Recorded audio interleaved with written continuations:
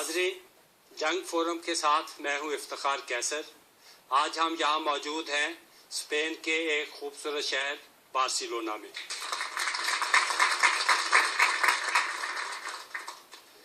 اور آج ہمارے ساتھ یہاں پہ بارسلونا کی بلکہ دوسرے شہروں سے آئے ہوئے لوگ بھی، کمیونٹی رہنما، سیاسی رہنما، مذہبی رہنما یہاں پہ موجود ہیں۔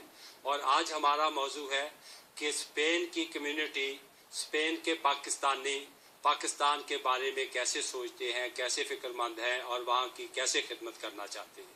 اور اس کمیونٹی میں آج ہمارے ساتھ یہاں کے ہمارے کونسل خانے کے ویلفیئر اتاشی اسلم غوری صاحب بھی موجود ہیں۔ میں ان کو بھی ویلکم کرتا ہوں کہ وہ کمیونٹی میں آئے ہیں اور ان کی باتیں سنیں گے اور آپ سے بھی ہم بعد میں بات کریں گے۔ بسم اللہ الرحمن الرحیم۔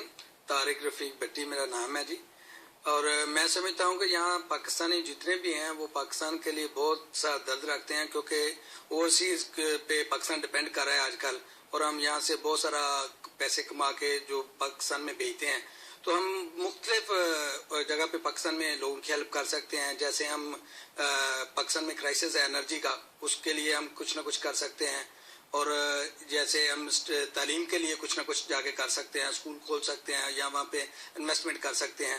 میرا خیال یہ سب سے زیادہ بہتر یہی ہے۔ اس کے راستے میں کوئی آپ رکاوٹ تو نہیں محسوس کرتے؟ کہ اس لیے اس میں یہ رکاوٹ تو یہ ہے کہ گورنمنٹ کو کوآپریٹ کرنا چاہیے، وہاں پہ اداروں کو کوآپریٹ کرنا چاہیے، کیونکہ آپ تو بہتر جانتے ہیں ہم سے کہ وہاں پہ جو ادارے ہیں وہ زیادہ کوآپریٹو نہیں ہیں اوورسیز کے معاملے میں۔ تو جیسے وہ کوآپریٹ کریں گے تو زیادہ انویسٹمنٹ جو ہے وہ پاکستان میں جا سکتے ہیں۔ زیادہ لوگ یہاں سے وہاں جائیں گے۔ Thank you.